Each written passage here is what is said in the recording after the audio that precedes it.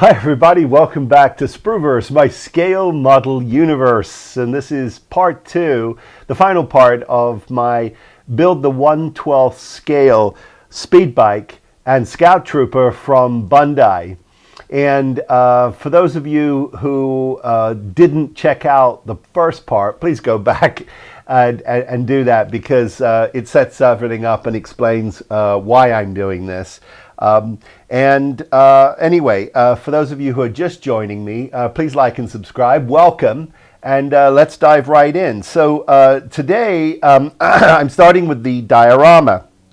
Or I should say the base. I don't think it's fair to call it a diorama. I think a diorama has to have a little more components to it, I would imagine. But anyway, I went round and round and round and round in circles. I mean, in the first part of this build, I showed you a big piece of oak. And I had these things that I found at an aquarium store because I like the scale of them, and so it was just this kind of thing. And when I looked at the whole thing in its totality, I thought to myself, wow, it just looks like I might as well put the whole bloody thing in an aquarium and call it a day. It just didn't work. Didn't ring true. And then, you know, it was really weird. I was looking at this thing. This is just a piece of the plastic, sort of to look like this terrain. This came with the kit. And I thought to myself, you know, that's a better texture for the surface for sure. And I definitely need to get this this speeder off the ground for sure. But I had a couple of other issues that all of a sudden the light bulb went off, and I thought, Phil, you need to be able to transport this across the country. How are you going to do that? You can't just have it permanently on a stand. You need a way to sort of dismantle it a little bit for travel. And then you need to be able to remount it in the display room when you get there.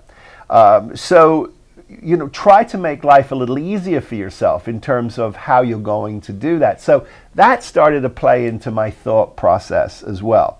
But anyway, what I have decided to do is I've decided to use this really wonderful piece of driftwood. And I don't know where it came from, but it was officially donated to me by Mrs. Spruverse. We have a whole box of this stuff, and I just this particular piece I sort of fell in love with. It's not a huge piece, but it's got some really interesting sort of jagged edges to it, and it looks like a piece of fallen tree.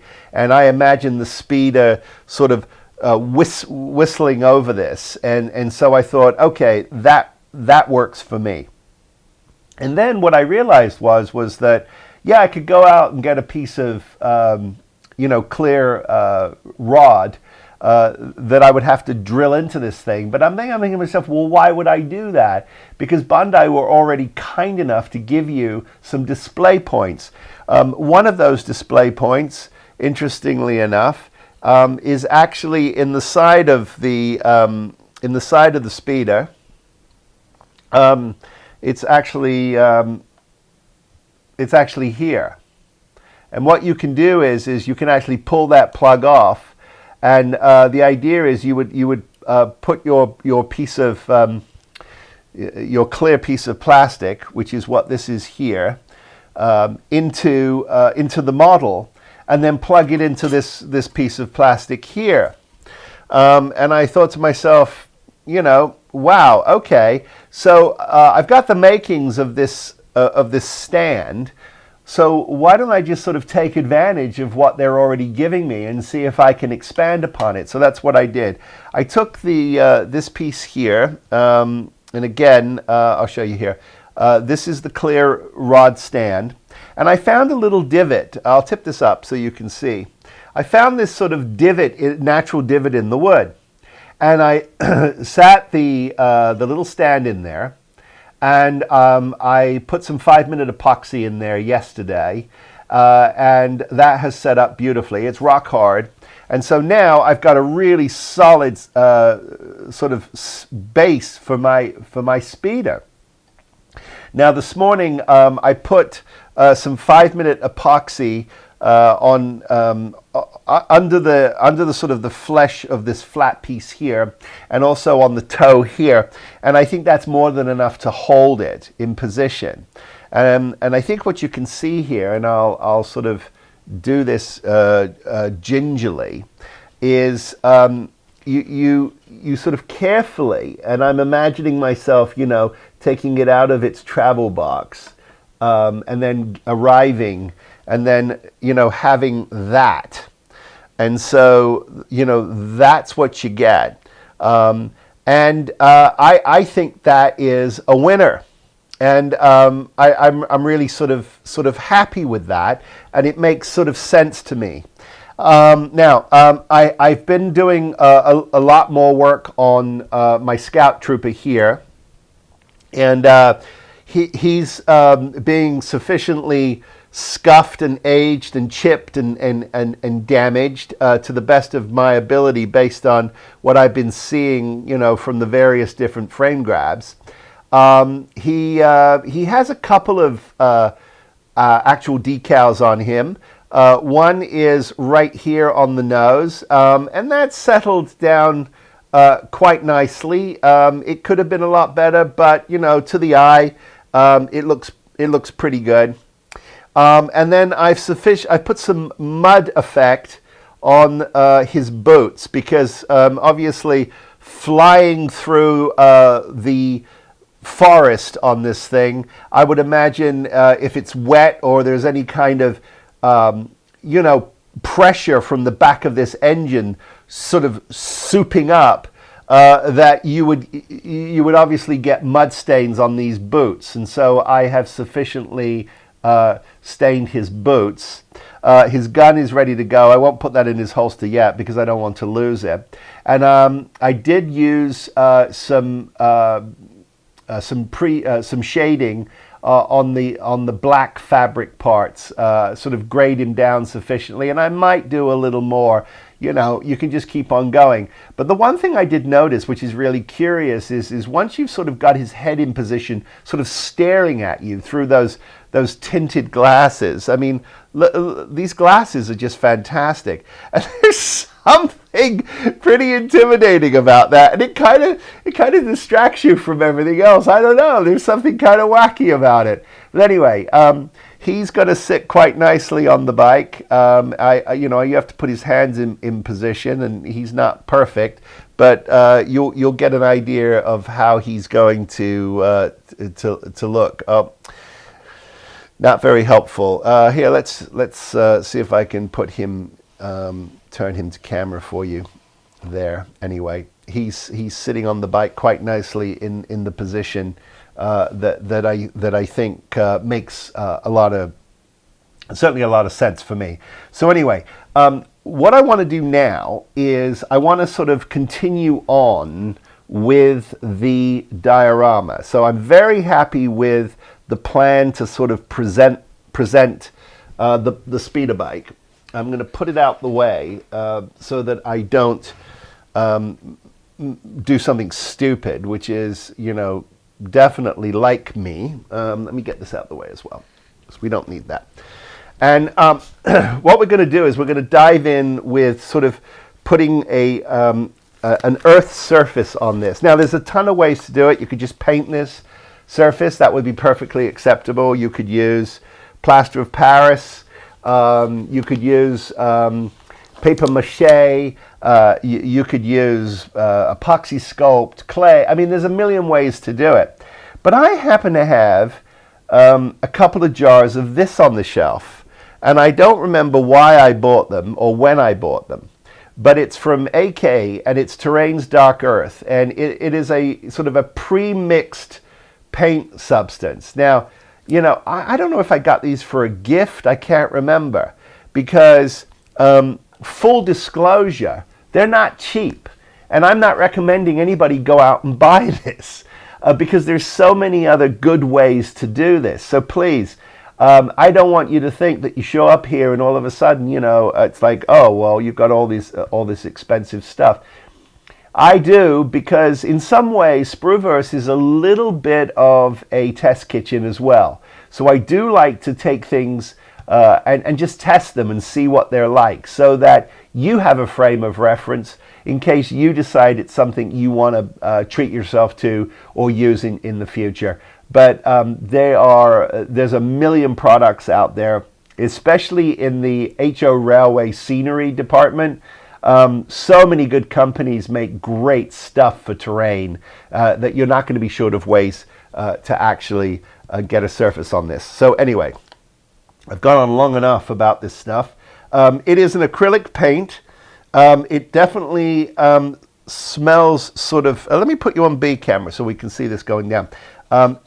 It's definitely cool, and I think it's perfect for what we're doing here. And I think it's really going to make a difference. Now, what I like about this is it's actually mimicking this texture. It really is. And so that I'm very, very, very pleased with. So we'll get this down. I have obviously taped the sides of this board. Now, what this is, it's just it's a oil paint canvas or a board that came with some oil paints of mine. That's all it is, and I kept it in my stash for stands because in the past, full disclosure, I've been notorious for building models and never building a stand for them. I don't know why. I don't know. I just had an aversion to it, and so I would build my kit. And it would never get a stand. And I have promised myself, you know, when I came back to the hobby sort of in a relatively, you know, full-time kind of way, that I would not do that any longer, that I would discipline myself. And holy cow, I'm really, really, really happy with this. I mean, it's just going on beautifully. It's just so easy to use. It's pre-painted, and I'm not paid to say this, guys, but I'm telling you, wow, that is great fun. It's just going on really well. So I'm really sort of happy with that. So I'm gonna sort of keep going here, and we'll get this sufficiently gooped up.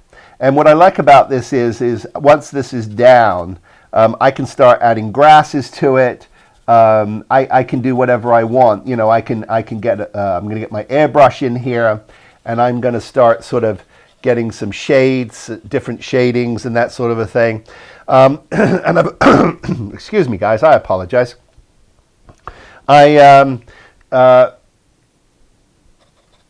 Sort of really liking this, and it's creating a really natural. You know, really natural effect. So, and it's nice, and you know, it's sufficiently globby that you get this lovely texturing. So that I'm really happy with. Just want to make sure that when you look inside, I haven't missed anything. I'll let me tip this up and just take a quick look. I see a little bit in there, and I see a bit way back in there, and there. And so there it is, and that is, that took no time at all. Now what I'm going to do now is I'm actually going to now put some in this little cavity I created for my stand. Being careful, obviously, not to get it on the plastic top, but that has that's gone down quite well. So I'm really sort of super happy with that. Wow. In fact, what I might do is just add a little more goop there, just to kind of blend that side in a little bit. Not that you'll see it, but there. That's good. That's really good. And there we go. So I have done that in a matter of nano minutes. That's pretty good, right? So that's cool. Okay, so what I'm going to do now is I'm going to start to figure out all the different sort of vegetations and things that you can use. I have got in this beautiful little thing here, this container, I should say.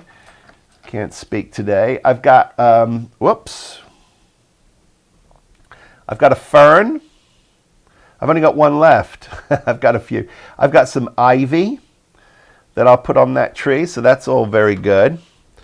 And I've also got these little things that I found that are kind of fun. These little ferns, and I will put those around. They're miniature ones, but they'll work quite well. And I've also got some other stuff, but I wanted to show you this because I thought it was really interesting. This is a frame grab from my iPad of this chase, and you can see we're deep into the forest there. But the redwoods are very, very specific. They're dark browns and bright greens, and most of the ground itself is actually it's full of vegetation, but mostly ferns and grass. So I'm pretty happy with the fact that I know that if I can get these ferns down, and then I get some wonderful sort of I've got these various different ivy and things that I found. I've got this one here, which is sort of ground cover, which I can actually just lay down in various forms if I want to. But I don't know if I want to with this particular model. I don't think it's necessary. I think that that might be just overkill. But I don't know. I think that I could probably achieve that with something else. But anyway, I'm going to keep playing with this, and then what I'll do is I will come back after I've sufficiently dressed this, and we'll take a look at what we need to do for the final reveal. But I think that this is going to be perfect. I'm going to be able to display it. I'm going to be able to travel with it, and it's going to be sufficiently. It's going to have a sort of cool factor to it as well. So pretty happy with that. We will march on here. Okay, so here it is in all of its splendor and glory. This is, for those of you who zoomed to the end and didn't stick with it, is the Bandai 1/12 scale Scout Trooper and Speeder bike from Return of the Jedi. And I've put this in on a sort of a little stand, and I've made it Wonderfest travel proof. So the bike itself and the figure will obviously come off and can be packed, and this can go. And I am really, really, really happy with this. So let's have a quick look around. Now, obviously, you can keep going and going and going and going and going. I chose to be relatively minimalist when it came to the base. Because it's just sort of a moment in time. If I started going crazy with trees and doing that sort of a thing, I would sort of run into trouble with this thing because it just would become unwieldy and impossible to really travel with. And that was the big idea: is what could I bring to Wonderfest and just sort of put on display. And you know, and be relatively proud of it. I mean, I am relatively proud of it. I think I've done a pretty good job. Hard to really see all of the detail and the scratches and the nuances here, but I think that she's come out really well. Some of the smaller issues you have with these kinds of kits is, you know, as good as they're engineered, if you are going to play with them like I did, you know, whether you're adding lights or whether you think you're going to add lights or whether you're going to augment or change things, once you start opening and closing and opening and closing these, you do tend to you do tend to start to lose its grip and its bite. And then sometimes, you know, you can't always get a great seal on these. Now, some of these joints you can certainly try to putty, but unless you glue them all the way through, clamp them down and tighten them, and then Bondo and do all of that stuff, those joints are just going to come apart. There's no point in puttying them. So I suggest what I do is I hide them, whether it's with pipage or extra goop, or perhaps, as I said, with my athletic tape, which really, I think, works really well on these kits. You know, I detailed as much of this as I possibly could, aged it and chipped it wherever I could. I used as many of the decals as I possibly could. And in fact, you know, even here you'll see I wrapped the plastic backpack in my athletic tape, sufficiently aged it down and gave it straps, and I even put the actual strap decals on it, although they didn't do too well, but I think they did a good enough job. But there she is, and I'm very happy with it. I think this is a really fun piece to take. I'm not driving, I'm flying, so I had to have something that I could break down, and that hopefully won't get broken. So it's going to have to obviously be packed up and be put in some kind of a protective case. I'll put some kind of a box around the blades at the front, because that's probably one of the weakest structures. Once he's off the bike and the bike is off, that can all be bubble wrapped. But you got to be careful. You can't put this in cloth or anything that clings to some of these parts, and they'll just start to snap off. So, but it's fun, and it's fun to actually look at this thing finished. It was a lot of fun to build. How long does it take? I think from start to finish, you know, a week and a half or something like this. You know, the key is just to take your time, have fun with it, and if you can learn some new techniques from it, you'll have a lot of fun with it. If you know how to dry brush, you'll have a lot of fun with it if this is what you want to do. But anyway, I certainly had a lot of fun with it. And I really, as always, appreciate everybody tuning in. I also appreciate everybody's comments. If you're new to the channel and you do like what you see, please like and subscribe. I really appreciate it. It means an awful lot to me. And, you know, we'd have a lot of fun on the channel. We try to do a whole sort of variety of different subjects.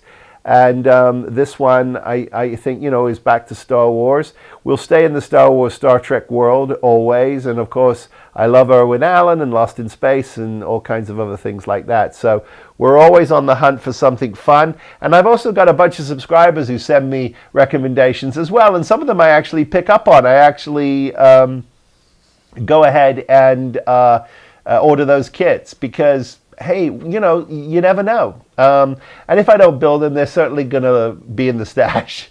So anyway, that's it for me for now. Thanks again for going on this little journey with me. And as always, I wish everybody, please be safe, be well, build something, and we'll see you next time. Take care, everybody.